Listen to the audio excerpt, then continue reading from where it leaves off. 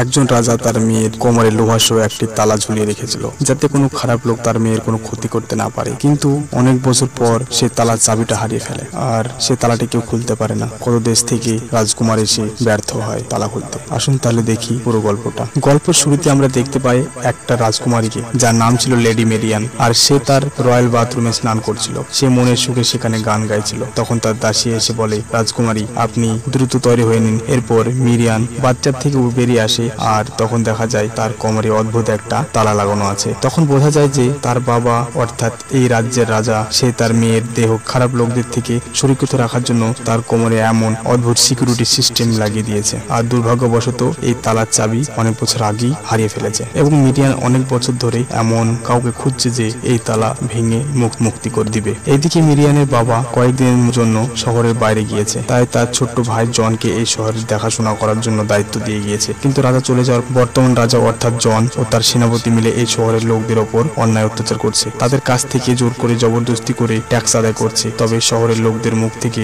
শোনা যায়, জনকে কেউ যদি আটকাতে পারে সে হচ্ছে রবিন হুড। মানে রবিন হুড এই শহরের একজন বিখ্যাত যোদ্ধা ছিল। তবে এই সময় রবিন হুড শহরের বাইরে আছে। জেরুজালেমের এক জেলখানায় রবিন হুডকে কেউ একজন বন্দী বানিয়ে রেখেছে। রবিন হুডকে তারা তার শহরের ব্যাপারে জিজ্ঞাসা করে, কিন্তু রবিন হুড এই ব্যাপারে কিছুই বলে না। এরপর ক্লান্ত হয়ে গার্ডরা তাকে একজন প্রিজনার সাথে বন্দী করে রাখে। এই প্রিজনারের নাম ছিল আসনিস।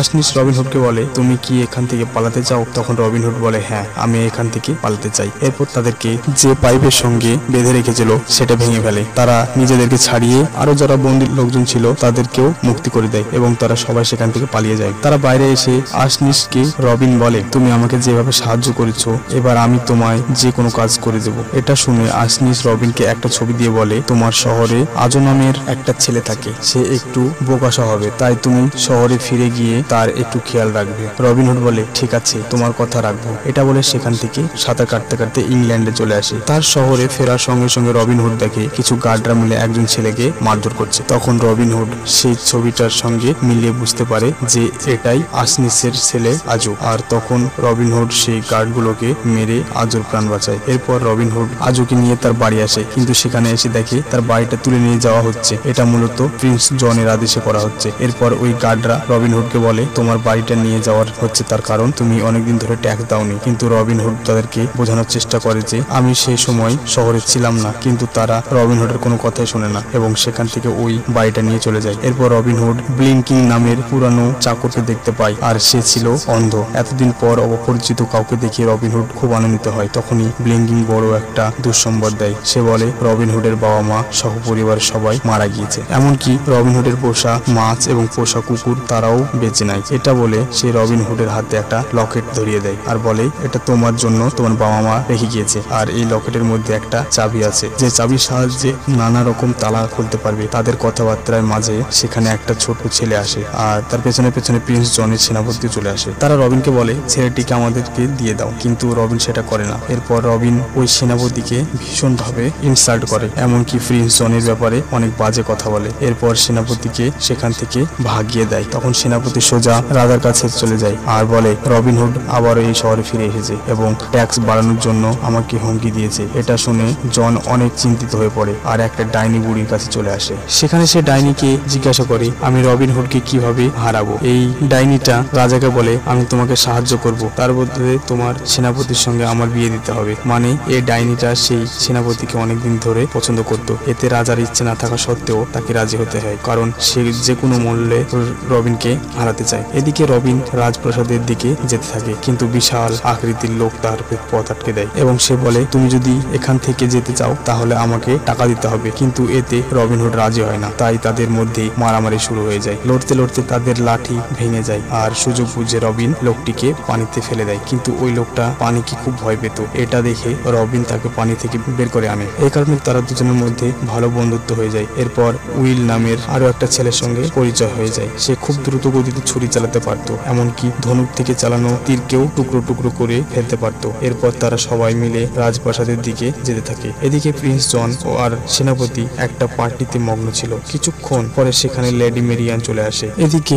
সেনাপতি মেরিয়ানকে খুব পছন্দ করত, তাই সে তার সাথে ফ্লার্ট করতে থাকে, কিন্তু মেরিয়ান তাকে পাত্তাই দেয় না। আর তখনই রবিন কাঁধে একটা মরা শুয়োর নিয়ে সেখানে চলে আসে আর রাজার টেবিলের উপরে রেখে দেয়। তার এই রকম কাজ দেখে প্রিন্সেস মেরিয়ান ইমপ্রেস হয়ে যায়। এরপর রবিন মেরিয়ানের সঙ্গে পরিচিত হয়ে যায়, তার হাতে কিস করে। সেটা দেখে সেনাপতি খুব রেগে যায়। এরপর রবিন রাজাকে বলে, তুমি তো তোমার ভাইয়ের অবর্তমানে রাজ্যটাকে হাতিয়ে নিয়েছো, তাই তুমি ভালোই ভালোই ট্যাক্স কমিয়ে দাও, না হলে প্রজাদেরকে তোমার বিরুদ্ধে লেলিয়ে দেবো। সেখানে তখন সেনাপতি এসে রবিনের গালে থাপ্পড় মারে আর বলে, তোকে আগে আমার সঙ্গে লড়াই করতে হবে। আর তখনই তাদের মধ্যে মারামারি শুরু হয়ে যায়। তবে সেনাপতির লোকের সাথে রবিন পেরে উঠছিল না। তখনই সেই জায়েন্ট লোক ও তার দল সেখানে চলে আসে আর রবিনকে সাহায্য করে। এতে রবিন সেনাপতিকে হারিয়ে দেয়। এটা দেখে তো প্রিন্সেস মেরিয়ান অনেক হাততালি দিতে শুরু করে এবং যাওয়ার আগে রবিন মেরিয়ানকে একটা চুমু দেয়, তারপর সেখান থেকে বেরিয়ে যায়। এরপর রাতের বেলায় শহরে কিছু প্রজাদেরকে নিয়ে এক জায়গায় জড়ো করে রাজার বিরুদ্ধে আন্দোলন করার জন্য, কিন্তু রবিনের সেই বেহুদা কথাবার্তা শুনে তারা মোটিভেট হয় না। সেখানে তাদের ঘুম চলে আসে, কিন্তু তখনই আজও এসে কথা বলে, মোটিভেট করে। তাই পরের দিন সবাইকে যুদ্ধের জন্য ট্রেনিং দিতে থাকে। অন্যদিকে রাজাও যুদ্ধের জন্য তৈরি হচ্ছে আর তার বাড়িতে ওই শহরের সব থেকে বড় মাফিয়া ডনকে ইনভাইট করে এবং সেই ডনের কাছে কিছু পরামর্শ চাই রবিনকে যুদ্ধে হারানোর জন্য। তখনই ওই মাফিয়া বলে, তুমি কালকে এখানে একটা আর্চার কম্পিটিশন করো, সেখানে রবিন নিশ্চয় আসবে। আর আমার লোক, সে তীর ধনুকের খুব এক্সপার্ট, সে এই পর্যন্ত অনেক মেডেল জিতেছে, সে রবিন হুডকে খুব সহজেই এই খেলায় হারিয়ে দেবে। এতে রবিন তার মনোবল হারিয়ে ফেলবে এবং প্রজাদেরও তার উপর থেকে বিশ্বাস উঠে যাবে। আর তখনই আমার আরেকজন লোক তাকে তীর ছুঁড়ে মেরে ফেলবে। এটা শুনে জন খুব খুশি হয়, কিন্তু মিরিয়ান বাইরে থেকে তাদের সব কথা শুনে ফেলে। মিরিয়ান রবিন হুডকে সব কথা জানাতে যাচ্ছিল। এরপর তার দাসীকে নিয়ে সেখান থেকে বেরিয়ে পড়ে। কিছুক্ষণ বাদে তারা রবিন হুডের কাছে পৌঁছে যায়। তারপর মিরিয়ান রবিনের সঙ্গে দেখা করে এবং তাকে সবকিছু খুলে বলে আর বলে, পরের দিন আর্চার কম্পিটিশনে তুমি যোগদান করবে না, এতে তোমার প্রাণের ঝুঁকি রয়েছে। এটা শুনে রবিন তাকে বলে, ঠিক আছে, আমি কাল পার্টিসিপেট করবো না। এরপর রবিন আর মিরিয়ান আলাদা একটা জায়গায় গিয়ে কিছুক্ষণ রোমান্স করে। তখনই মিরিয়ানের মনে পড়ে তার প্রাইভেট জায়গায় একটা তালা লাগানো আছে। তাই রবিনকে আঁকে দেয় আর বলে, আমার বাবা আমাকে সুরক্ষিত করে দিয়েছে, তাই বিয়ের আগে আমি কিছুই করতে পারবো না। এই কথা শুনে রবিন বলে, ঠিক আছে, আমি শুধু কিস করব। কিন্তু সেখানে ব্রুম মানে তার দাসী চলে আসে আর তাদের রোমান্স সেখানেই শেষ হয়ে যায়। এরপর তারা সেখান থেকে চলে যায়। পরের দিন আর্চার কম্পিটিশন শুরু হয়। রবিন নিজের পোশাক বদলে একটা বয়স্ক মানুষের রূপ নিয়ে সেই কম্পিটিশনে যায়। সেই কম্পিটিশনে সবাই এলিমিনেট হয়ে যাচ্ছিল এবং ফাইনাল রাউন্ডে রবিন আর সেই মাফিয়ার লোক অর্থাৎ লোকা এসে পৌঁছায়। রবিনের ছোড়া প্রতিটা তীর লক্ষ্যবস্তুর একেবারে মাঝখানে লাগছিল। এটা দেখে জন বুঝে যায় যে এটা রবিন ছাড়া আর কেউ হতে পারে না এবং তখনই রবিন হুড তার সমস্ত ড্রেস খুলে ফেলে। সমস্ত গ্রামবাসী তখন রবিনকে দেখে খুব খুশি হয়ে যায়। এরপর লোকা রবিনের তীরকে ভেদ করে লক্ষ্যবস্তুর টার্গেটে লাগায়, এতে লোকা খেলা জিতে যায়। এটা দেখে রবিন অবাক হয়ে যায়, কারণ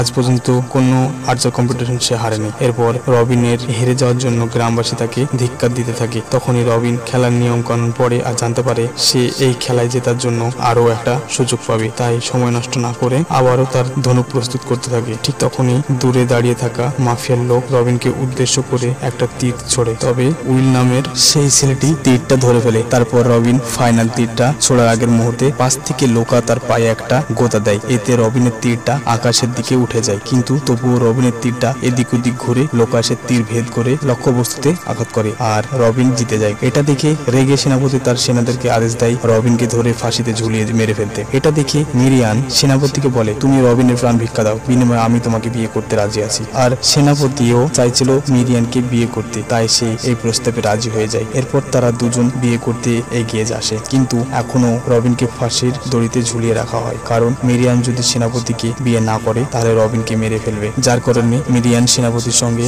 বিয়ে করতে রাজি হয়। এরপর যখন মিরিয়ান বিয়ে করতে যাবে তখনই আজও এসে তীর মেরে রবিনের ফাঁসির দড়ি কেটে দেয়। এরপর মিরিয়ান মন থেকে বলে দেয় সে বিয়ে করতে পারবে না। তারপর সেনাপতি আর সৈন্যরা রবিনের ওপর আক্রমণ করতে গেলে ট্রেনিং দেওয়া গ্রামবাসী তাদের ওপর আক্রমণ করে এবং দুই পক্ষের মধ্যে তুমুল লড়া হয়। এরপর সেনাপতি মিরিয়ানকে নিয়ে একটা ঘরে চলে আসে এবং তাকে রেপ করার চেষ্টা করে, কিন্তু মিরিয়ানের কোমরে ওই লোহার তালা দেখে সে অবাক হয়ে যায়। সে মেশিনের সাহায্যে তালা কাটার চেষ্টা করে, তাতেও কোনো লাভ হয় না। আর তখনই সেখানে রবিন হুড চলে আসে এবং তাদের মধ্যে তুমুল লড়াই হয়। লড়াই করতে গিয়ে রবিনের গলা থেকে সেই লকেটটা ছিঁড়ে গিয়ে দূরে আছড়ে পড়ে গিয়ে ভেঙে যায় আর লকেটের ভেতর থেকে চাবি বেরিয়ে কোমরের তালায় ফিট হয়ে যায়। এটা দেখে মিরিয়ান চিৎকার করে বলে ওঠে, রবিনই হচ্ছে আমার জীবনের আসল পুরুষ। এদিকে সেনাপতির পেছন থেকে রবিনকে আক্রমণ করে, কিন্তু রবিন ছুরিটা সেনাপতির পেটের মধ্যে ঢুকিয়ে দেয় এবং সেনাপতি এখন মরতে বসেছে। কিন্তু তখনই সেই ডাইনিটি চলে আসে। সে সেনাপতিকে বলে, আমার কাছে একটা ঔষধ আছে যেটা তোমার প্রাণ বাঁচাতে যেতে পারে, কিন্তু তার আগে তোমাকে কথা দিতে হবে তুমি আমাকে বিয়ে করবে। তখনই সেনাপতি বাধ্য হয়ে বিয়ে করতে রাজি হয়ে যায়। আর তখন ডাইনির দেওয়া ওষুধ খেয়ে সেনাপতি একেবারে সুস্থ হয়ে যায়। বুড়ি ডাইনিটা তাকে টানতে টানতে বিয়ে করতে নিয়ে যায়। এরপর মেরিয়ানের বাবাও শহরে ফিরে আসে। তারপর মেরিয়ানের সঙ্গে রবিনের ধুমধাম করে বিয়ে দিয়ে দেয় এবং তার সাহসিকতার জন্য পুরস্কৃত করে। সেই সাথে সাথে রবিনের বাড়িটাও ফিরিয়ে দেয় আর প্রজাদের ওপর বারণ ট্যাক্স কমিয়ে দেয়। এরপর রবিন মিরিয়ানের সঙ্গে রোম্যান্স করার জন্য যায়, কিন্তু সেই চাবিটা দিয়ে মিরিয়ানের গুপ্তধনের লক খুলছে না। তার রবিন শহরের অভিজ্ঞ তালা মেকানিককে নিয়ে আসে তার তালা খোলার জন্য। এখন যেহেতু তারা বিয়ে করেছে, যা করে হোক তাদেরকে তালা খুলতে হবে। আর এই সিনেমাটা এখানে শেষ হয়ে যায়। বন্ধুরা, কেমন লাগলো অবশ্যই কমেন্ট করে জানাবে।